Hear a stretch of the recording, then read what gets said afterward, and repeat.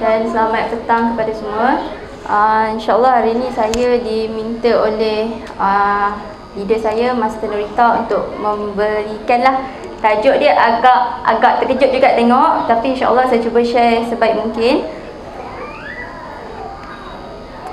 Okey, sebelum tu biasanya memang saya menerima banyak PM jugalah. Kadang-kadang ada daripada downline cucu cicit, mute ataupun daripada sideline ataupun yang di dalam Euphoria tanya macam mana saya bermula. Okey, asalnya memang saya seorang pensyarah, tapi saya suka kerja berhenti. Dapat anak saya berhenti, anak dah besar saya kerja. Saya dapat anak lagi saya berhenti, anak dah besar saya kerja. So memang tu hobi lah kerja berhenti kan. Jadi masa anak ketiga tu saya sedang berhenti kerja lah. Sebab memang saya jiwa bukan sangat dekat kerja. Walaupun kita kata gelaran tu memang besar sebagai pensyarah, tapi pensyarah pun gaji tak sebesar kita bisnes lah, betul tak? Okey, so masa saya berjumpa dengan Syekli, saya buat bisnes online juga masa tu. Saya buat blog, buat website. Tu sebab bila saya join Syekli, hajat di hati memang nak buat, tapi sibuk. Macam kebanyakan orang lah, sibuk tak cukup masa kan. So saya leka dengan bisnes saya. Masuk bulan ketiga, cik kak kita tu dah mengetuk yang sana tu kata nak buat duit tapi tak buat-buat, dia cakap kan. Masa tu pun still macam main-main jugalah. Tapi saya start serius buat bila saya nampak orang-orang dalam Syekli ni yang besar-besar ni duit diorang banyak. Dan saya tahu memang income paling kurang 20,000 sebulan. Dan kita boleh fikir secara logik akal, kerja berapa tahun kita nak dapat 20,000 sebulan, betul tak? Even masa tu saya nampak senior dekat college yang saya mengajar tu, umur dia dah dalam 43, gaji dia baru 4,500. Masa saya join Syekli umur saya 29 kot. Yalah. So saya fikir untuk saya bekerja dalam 10 tahun lagi, gaji saya cuma banyak tu, 4,500. Tapi kerja macam mana kan? Kalau kita bisnes, anak-anak dengan kita. Jadi tu salah satu sebab yang saya tekadlah nak buat Syekli dengan serius. Masuk bulan ketiga baru saya betul-betul start Syekli. Okey, masa saya buat tu memang saya tak ada apa-apa.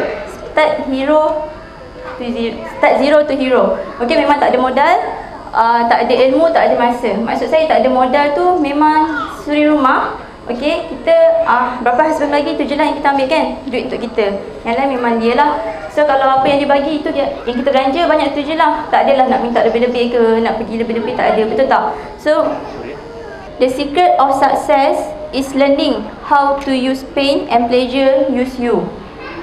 Rahsia kejayaan ialah bagaimana you nak gunakan pain and pleasure menggunakan kita. Kalau if you do that, you are in control of your life. If you don't, life controls you. Maksudnya pain and pleasure. Pain and pleasure ni sebenarnya kita kena belajar. Ini memang rahsia kebanyakan orang yang berjaya. Okey, macam mana caranya? Pain and pleasure ni, katakan contoh yang paling mudah lah. Okey, katakan saya dapat kerja di tempat baru. Saya bekerja sebagai seorang kaki tangan biasalah dekat satu jabatan. Lepas tu tak lama selepas tu saya dapat offer untuk bekerja dengan pangkat yang lebih tinggi, gaji lebih tinggi, tapi tempat kerja tu agak jauh. So maksudnya tempat kerja baru saya dapat duit banyak, pangkat yang besar, tapi jauh. Lepas tu saya kena outstation. Lepas tu saya tak suka, mungkin sana ada environment baru dan kita kena belajar macam mana nak manage orang bawah lah. Kalau dekat tempat kerja lama kita cuma staff biasa.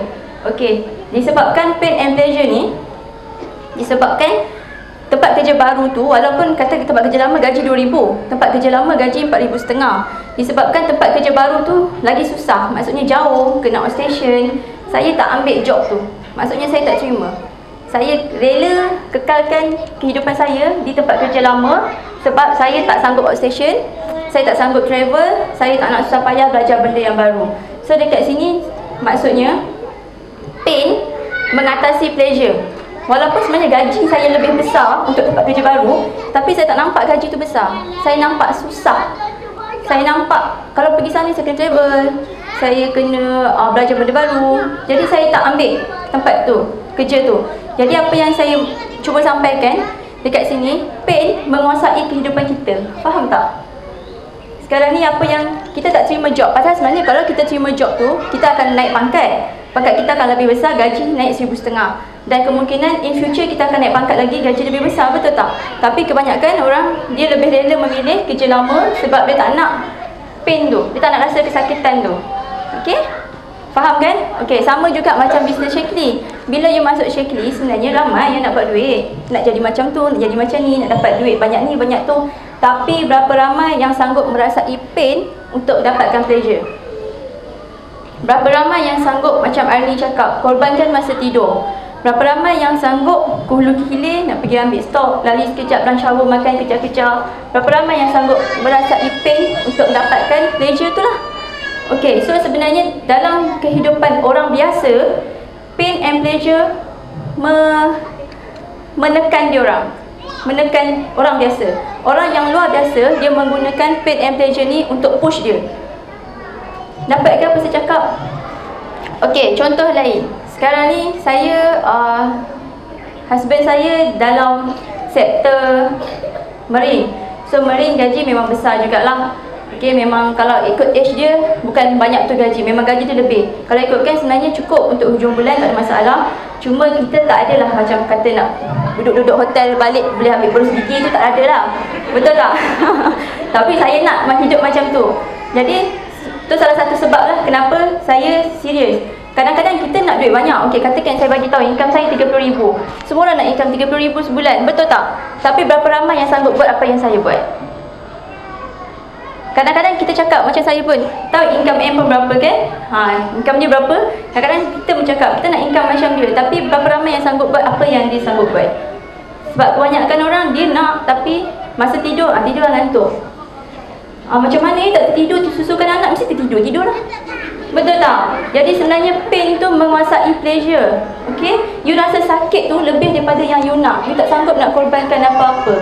Sebaiknya sebenarnya cari satu keyword atau satu point di mana biasanya orang dia akan bergerak ke arah pain. You cari satu point. Maksudnya katakan macam sekarang saya lebihkan, saya cari anak saya. Maksudnya ada satu masa anak saya minta satu benda tengah bulan, saya tak dapat bagi.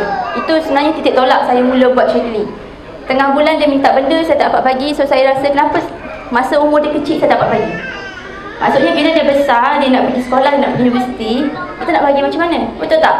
Jadi saya nekat, untuk anak saya kira kita buat betul-betul lah. Itu saya punya pain yang menggerakkan saya buat Shaklee. Walaupun masa saya daftar masuk ni, saya punya pleasure, saya nak gaji besar macam N, tapi pleasure saya tak cukup menggerakkan saya. Sampai bila ada benda yang nak minta, saya tak dapat bagi, masa tu baru saya buat betul-betul.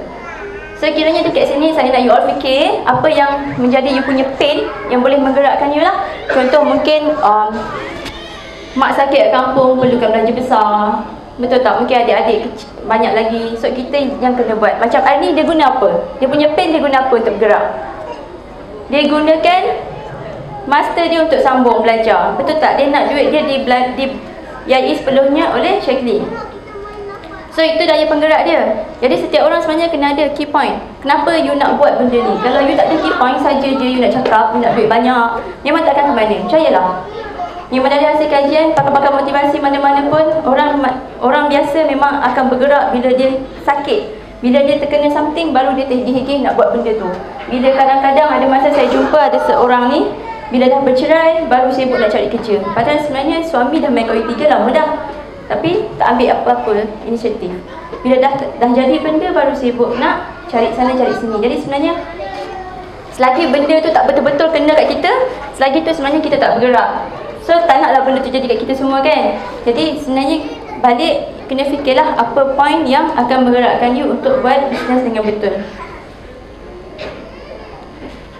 Okey, tips kedua ialah set target. Masa saya decide saya nak buat betul-betul, iaitu bulan ketiga lah. Bulan 1, bulan 2 saya main-main sebab saya sibuk dengan saya punya business blog. Bulan ketiga, saya buat, masa tu saya borak-borak dengan Anne, memang dia cakap downline dia seorang target dalam masa setahun dapat 10,000.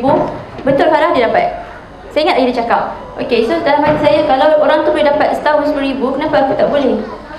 So saya target masa tu, dalam masa setahun, saya mesti dapat 10,000. By hook or by crook, setahun 10,000 sebulan. Itu target saya. Target terdekat masa tu saya just buat je lah. Okey, tapi Alhamdulillah disebabkan target, dalam masa 6 bulan saya dapat 12,000. So sebenarnya benda ni bila kita target, kita akan bergerak ke arah target tu. Kalau you target tak bergerak, memang tak ada apa-apalah. Okey, so sebenarnya untuk target, kita kena target daripada dalam masa terdekat. Contoh bulan ni, Macam hari ni dah 7 hari bulan. Kalau you target bulan ni nak buat 2000, sound impossible lah untuk yang baru, betul tak? Okay, so target small lah. Daripada bulan ni you boleh target 500. Okay, sukses untuk bulan ni. Bulan depan target 2000, 3 bulan lagi 5000, setahun lagi 10,000. Pada saya, alang-alang nak buat bisnes, targetlah banyak-banyak. Kenapa nak target RM500,000? Kan? Betul tak? Sekarang ni you nak invest you punya tenaga, you nak invest you punya usaha. Kenapa nak target duit sikit-sikit? Targetlah duit besar-besar, so that you dapat duit yang banyak. Okay? Tips ketiga, usaha dan usaha. Tak ada jalan pintas untuk dapatkan apa yang kita nak kalau kita tak usaha. Okay, the only things that overcome hard luck is hard work. Okay, ada orang datang kat saya cakap, Farah memang untungkan nasib bertuah lah dalam cerita ni. Memang betul gila lah cakap. Pada saya tak pernah cari nasib saya bertuah. Kalau saya bertuah, banyak bisnes dulu dah saya buat semua bertuah. Tapi yang ni memang saya berhabis lah. Maksudnya memang kita usaha sampai habis-habisan lah. Okay, macam mana usaha habis-habisan? Antaranya Arni dah sebut tadi kan, korbankan masa tidur. Memang banyak yang terpaksa dikorbankan bila kita nak sesuatu. Semua benda yang kita nak ada harga yang perlu dibayar. Okay, tu kena ingat lah. So kena korban dari segi masa kita lah. Mungkin kadang-kadang masa hujung minggu, Sabtu hari Ahad tu bawa anak jalan, satu hari mungkin boleh shortkan separuh hari. So separuh hari lagi concentrate untuk bisnes. Okay, perlu korbankan tenaga. Kalau time orang lain tengok TV, kita mengadap laptop.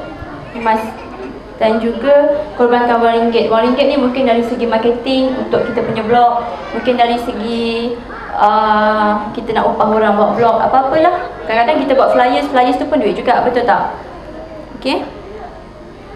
Tips keempat, tahu tugas anda. Okay, sebagai saya percaya boleh kata kebanyakan dekat sini merupakan online marketer, betul tak? So sebagai orang yang melakukan bisnes online, you kena tahu apa tugas you. Jangan samakan kita buat bisnes online dengan bisnes offline. Memang tak sama. So kalau katakan untuk bisnes online, yang pertama kena update Facebook. Kenapa kena update Facebook? Sebab Facebook ni merupakan kita punya senjata pemasaran lah. Okay. Yang kedua, kita kena update blog. Update blog ni merupakan kedai online kita. Kedai di mana semua orang boleh masuk 24 jam 7 hari seminggu. Jadi kena update. Dua-dua ni kena update. Yang ketiga, kena jawab soalan di PM, Facebook, email atau SMS. Dan kadang-kadang memang soalan ni menuntut kesabaran juga kan. Kita dah jawab dah, set TKM, harga berapa dah komplit dengan nombor bank. Sekarang ni tanya lagi, kalau trial set berapa lama, full set berapa lama. Kita jawab lagi, kejap lagi tanya lagi, dalam set tu ada apa. Padahal sebenarnya dah tulis dah atas tu. Okay, jadi sebenarnya ni antara cabaran yang kita kena lalui lah, kena sabar. Okay, yang keempat, marketing.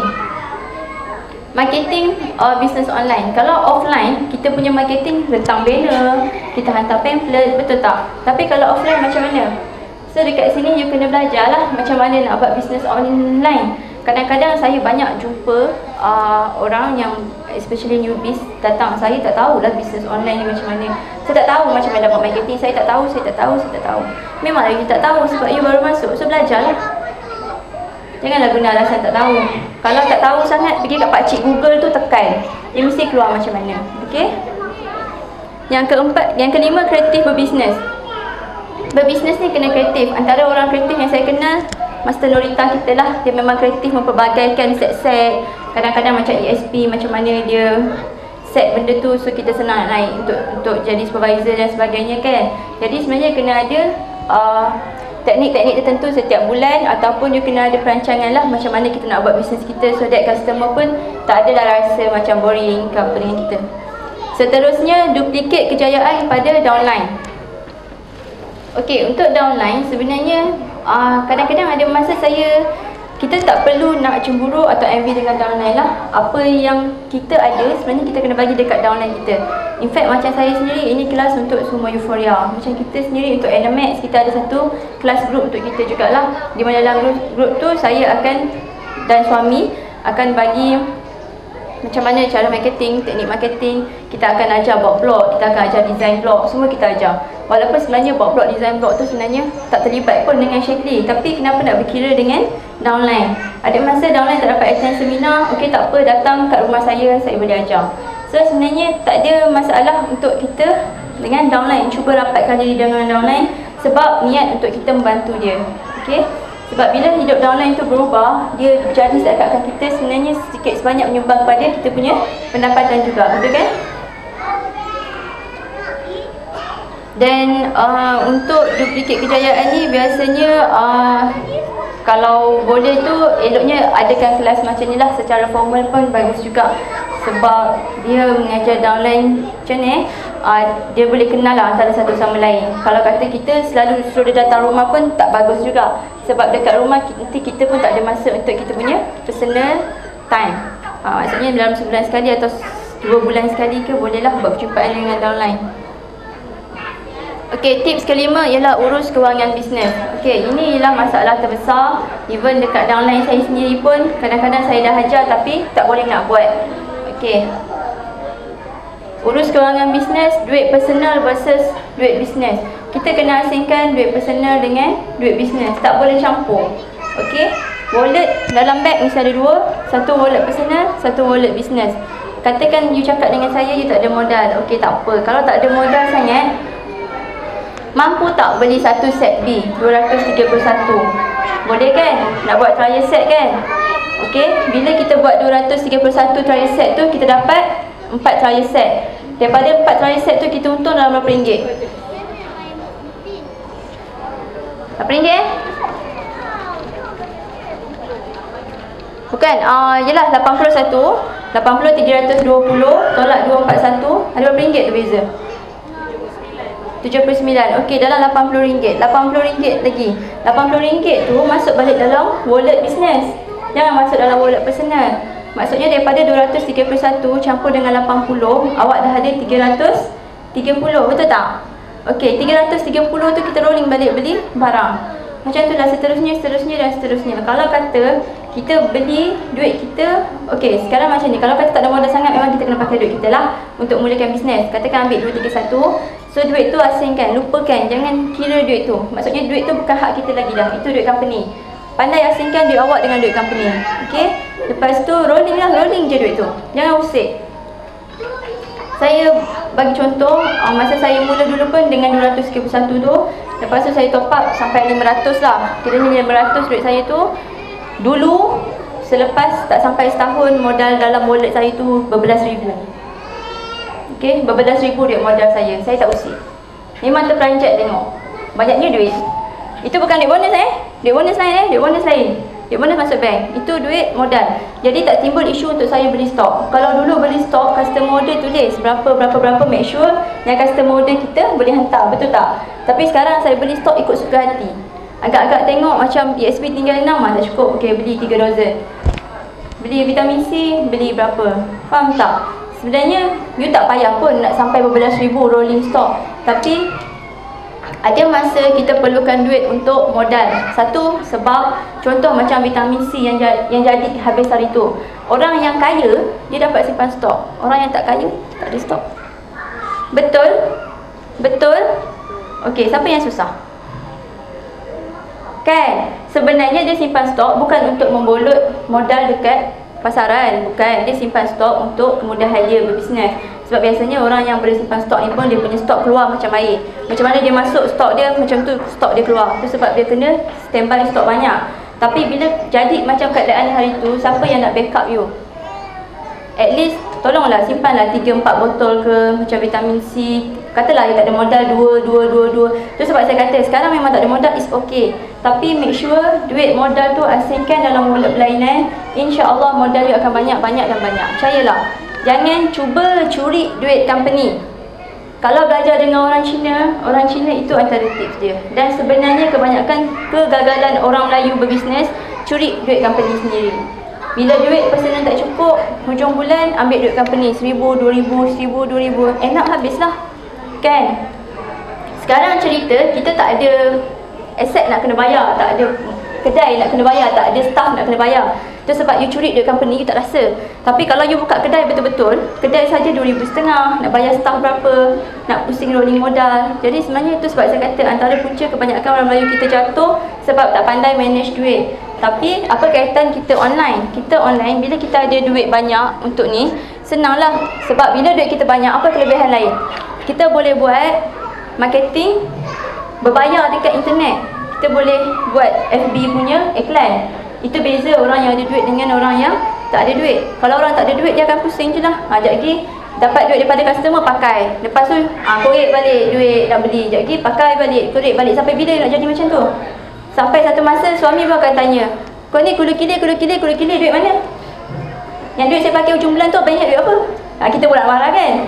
Betul tak? Okey, katakan sampai satu masa memang kita terdesak nak pakai hujung bulan. Okey, tak apa, pinjam duit company. Wallet company tadi pinjam, ambil lah 100-200. Bila dapat bonus Shekli, bayarlah balik. Dia dapat bonus Shekli, buat lupa. Betul tak? Kan? Sebenarnya yang saya cuba sampaikan, kalau katakan memang susah hidup, tak apa, pinjam duit company, anggap macam kita pinjam duit orang. Jangan bila kita pinjam tu sedap, tapi bila dapat bonus daripada Shekli 5-600, yang kita pinjam 200 tadi buat tak tahu. Jadi tak naklah macam tu. Kalau boleh asingkan. Untung besar timbul. Maksudnya macam saya cakap tadi lah, daripada 500 modal saya sekarang dah berbelas ribu. Maksudnya bila saya tengok duit saya, stok saya bersusun dekat dalam bilik, hati pun seronok sangat. Maksudnya kita tahu apa yang kita buat selama ni berbaloi. Faham tak? Jadi macam selain pada kepuasan kita, kita pun mudah untuk berusniaga. Kita tak stres bila customer nak, dan and then kita boleh post. Kalau you perasan, customer akan message, okay, saya nak benda ni, kalau saya bayar sekarang, bila saya boleh dapat?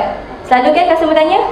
Sekarang, okay, kalau katakan memang you kerja, lepas tu sibuk, tu lain cerita lah. Mungkin kita boleh adjust macam mana. Tapi bila katakan sepatutnya you ada modal, tapi tak pandai gunakan modal tu, pergi guna duit modal kat benda lain, jadi itu satu kerugian. Sebab kita bisnes Shekli dah 2-3 tahun, sepatutnya kita dah ada modal untuk rolling apa yang kita nak beli.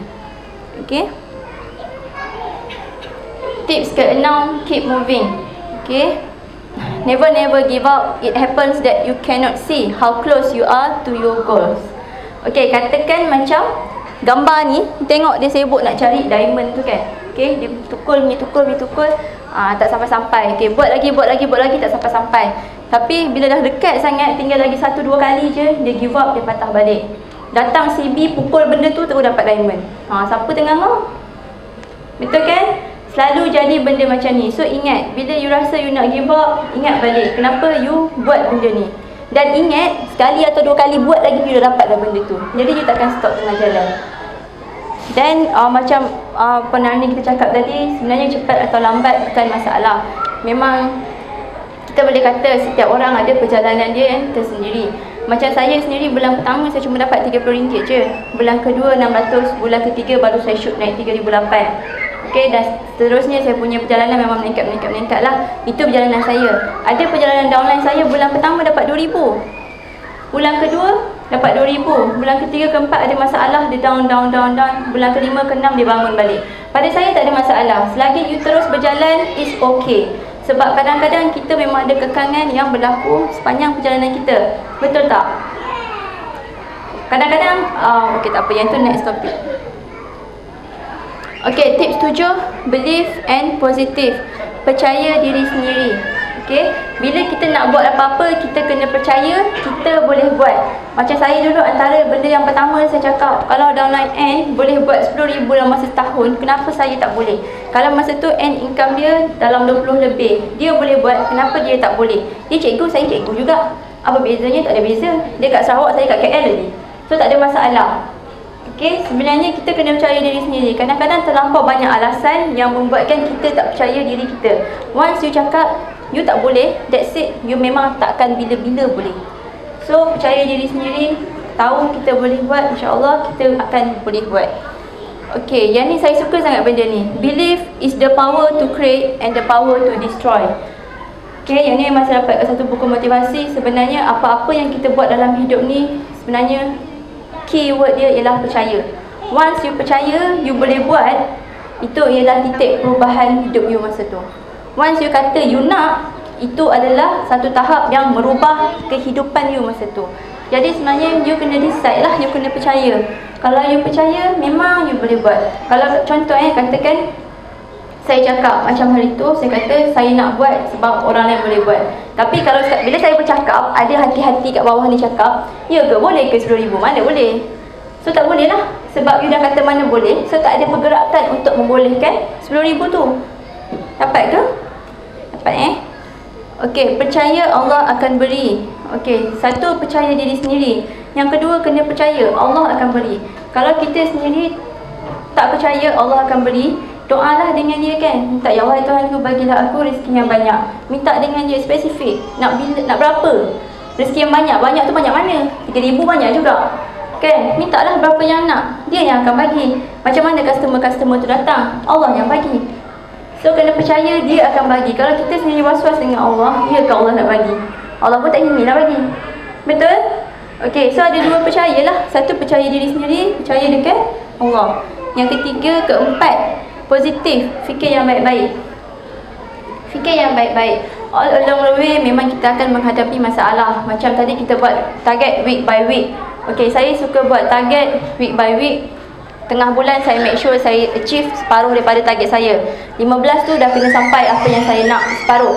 Kalau 15 tu tak sampai separuh, maksudnya saya kena work hard lah sementara gaji nak sampai.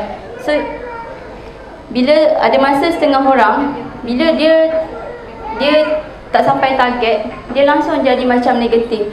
Tak adalah, tak sampai lah ni. Okay, dia target 5,000 UV, 15 hari bulan baru 1,500 UV. Telefon, tak ada lah kak, tak dapat lah kak bulan ni. Memang tak dapat lah cakap. Once you cakap you tak dapat, you tak dapat. Percayalah, saya senang je. You cakap you tak dapat, jangan harap you dapat. You cakap you dapat, baru you dapat. Kalau you cakap you tak dapat, tak ada rezeki tu nak golek-golek datang, tak ada. Sorry. Okay, so dekat sini sebenarnya positif, fikir yang baik-baik. Okay, masalah bila tak sampai, bila kita 1,500, apa yang kita patut buat? So kita kena positif lah. Okay, tak apa, dia macam ni. Okay, fikir macam mana nak buat, macam mana nak buat bagi sampai. Jangan kita sesekali berfikiran negatif. Jangan membina alasan tetapi bina kejayaan. Alhamdulillah, saya memang suami sangat-sangat menyokong. Walaupun pada permulaan dia kata hangat-hangat dia ayam, tapi lepas tu memang dia sokong habis lah. Memang dia yang bantu saya marketing semua. Dan ada juga suara-suara sumbang yang bagi tahu dia boleh lah buat. Husband dia backup, husband dia tolong buat marketing, husband ni ini itu. Okey, tapi sebenarnya kita kena gunakan kelebihan dan kekurangan masing-masing. Macam okey, saya minta izin untuk compare Encik Nakib dengan husband saya lah. Husband saya memang dia tolong saya dari segi marketing, memang semua dia buat. Tapi dia tak nak pack client pack. Saya suruh dia tak nak. Dia action. Baiklah pujuk kalau tak sempat kan. Tolonglah abang pukul 3 nak pack. Buat sendiri. Okey, itu part dia tak nak. So nak tambah macam mana? Betul tak? Kalau macam Encik Nakib kita, dia rajin tolong orang dia packing. Kadang-kadang siap and tolong update lagi. Dah selamat, husband dia tolong. Kan masa weekend. Tak payah susah. Jadi sebenarnya ada kelebihan, ada kekurangan masing-masing. Kalau katakan suami tak support sekalipun, tak apa. Biarkan dia tak support, asalkan awak minta izin. Minta izin, janji suami bagi izin, insya-Allah boleh. Kebanyakan saya tengok, memang kadang-kadang suami tak bagi izin. Sebab suami dia ni, isteri dia ni sibuk macam-macam nak buat. Sekejap lagi tengok Tupperware, nak buat Tupperware, kan? Sekejap lagi tengok ni nak buat ni. Jadi macam suami dia pun macam worry lah. Bini aku semua nak jual, ya lah tu. Macam suami saya lah, angkat ayam. Dia cakap saya mula dulu kan. Tapi tak apa, you buat je. Once duit dapat, dia akan sokong. Jangan risau, buat je. Janji, suami bagi izin. Itu je syarat dia. Kalau suami tak izin, tak jadi apa lah. So you kena pandai lah pujuk. Janji dia bagi izin, kita pandai-pandai buat sendiri. Dia nak tolong tak nak tolong tu belakang kira. Janji dia okey, InsyaAllah lepas tu nanti dia akan menyusul kemudian. Okey. Lepas tu, jika anda mahu, anda akan dapat. Saya cakap tadi lah, bila kita kata kita nak, insyaAllah kita akan dapat. Sebab kenapa saya ingat, kenapa saya boleh naik cepat sebenarnya? Kita ada bonus tambahan setiap bulan kan, yang bila kita achieve satu target, bulan depan kita maintain, kita akan dapat. Macam kata koordinator berapa? 1,800 Macam katakan saya naik koordinator bulan ni, bulan depan saya maintain koordinator, saya dapat 1,800. Okey, bila naik senior ko, bulan depan naik, bulan depan lagi maintain, so dapat lagi. Bayangkan 1,800 tu bodoh-bodoh orang nak bagi. Siapa nak bagi? Tak ada kan? Jadi tu sebab saya sebenarnya memang saya start naik rank lepas bulan ke-3 tu ke bulan ke-4 tak ingat lah. Tapi saya terus naik senior so. Lepas tu 1-2 bulan kosong ke saya pun tak berapa ingat koordinator. Lepas tu memang setiap bulan saya naik lah. Macam mana saya boleh naik setiap bulan? Sebab saya target. Saya nak benda tu. Sampaikan dia punya target nak tu, punyalah nak, sampai cuci pinggan pun, alamak UV tengah berapa. Kena buat ni tak peduli macam mana. Cuci pinggan, tidur pun macam tu juga. Itu sebab kenapa kita nak. Bila kita nak, sebenarnya otak kita berjalan. Walaupun tidur, otak kita fikir macam mana nak jual.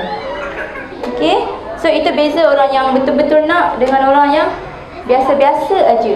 Kalau orang yang biasa-biasa aja, dia cuma cakap dia nak. Okay, nak lah naik supervisor bulan ni. Tapi balik lepas ni pergi jalan.